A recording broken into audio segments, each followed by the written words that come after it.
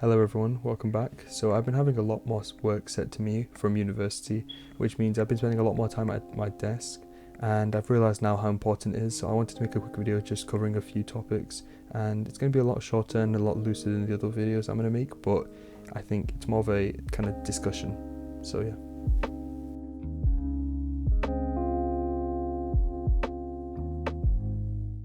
Okay, so the first thing I'm going to talk about, and this is really important, is lighting. So I've got this really cheap lamp here that I think is from like IKEA or Argos or something, probably no more than 20 quid. And it's really useful. It's got this really warm luminescence to it, and that's really helpful for when you're studying late at night. It reduces the strain in your eyes, and it also helps you when you're trying to study and then get straight to bed because of the lack of the blue light. I definitely recommend every student pick this up or something similar to this. The one that I have is a bit more soft and diffused, but that's currently at university and I'm at home right now. So yeah, this is just an alternative, but definitely have a look at picking one of these up. They're super useful and I recommend them. Good, so now that we have lighting set up, the next thing is going to be organization. So for written students, keeping everything sorted depending on your different modules or which time of the year you're doing them in is super important. It reduces the amount of time between you choosing the, I'm going to do work right now, and actually sitting down and doing work, because you're not faffing about picking everything up.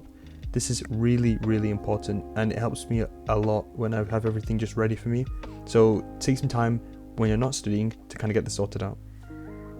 This isn't mine, but this is a really good example. This belongs to my sister, and it's a Puka Pad project book, which was like £5 from Tesco or something like that, so really it's nothing. And all of the modules have been split up, so a lot of time you'll be doing work on a subject, but different areas in that subject will be going on at the same time, and keeping all those separate can really help you getting back into the flow of things.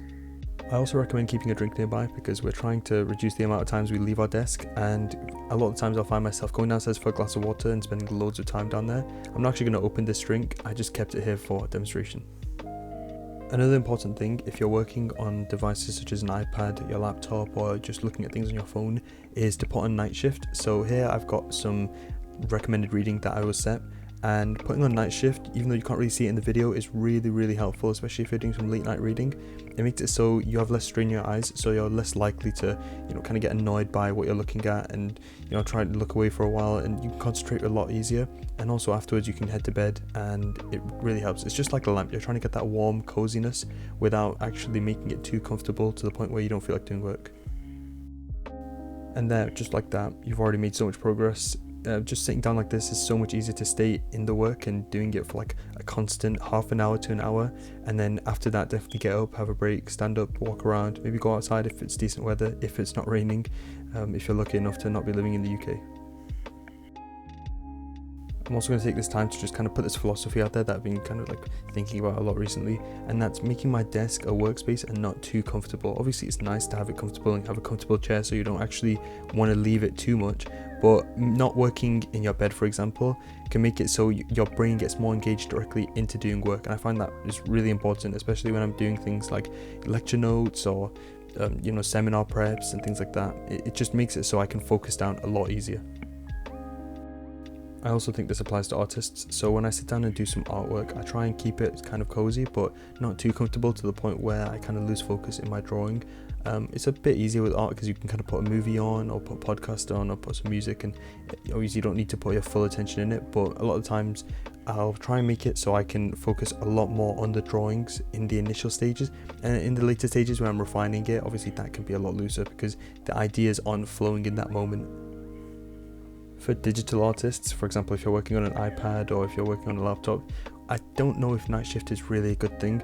There's kind of a balance you have to strike because it does affect your colours, and if you're working a lot with colour then you don't want your colours to be inaccurate. But at the same time, if you're working in black and white, perhaps you could make that risk, kind of sacrifice that use of colour. Here I'm working in black and white, but I keep it off and it's not too bad. Just turn the brightness down a little bit here. I had it a bit high, but yeah. If you look at what I'm working here and you think it's kind of weird, this is actually part of a video that I'm going to be releasing, so yeah, look out for that. And to finish this video off, I'm going to focus a bit on desktop working. So if you're an artist, if you're a computer scientist, or if you've got some kind of essay that you have to type up or something like that, I definitely recommend changing your background. This is a really big thing. Changing it to something that's kind of warmer and more inviting. As I had a really cool background, which looks really nice, but it's not really great for your eyes. You can also turn the brightness down, so if your laptop screen or your monitor display or something like that, and this is if you're working very late. Studying from home isn't really ideal for anybody, probably not for the teachers, but definitely not for the students. And although it'd be a lot easier just, you know, kind of moping about and things like that, I think it's more important to kind of overcome it, because a lot of these things that you learn whilst you're studying from home, you can kind of apply that to when you go back to university, and maybe you can increase your productivity later on as well. Okay, that's going to be it for this video. Thanks a lot, guys. Let me know what you think. Bye bye.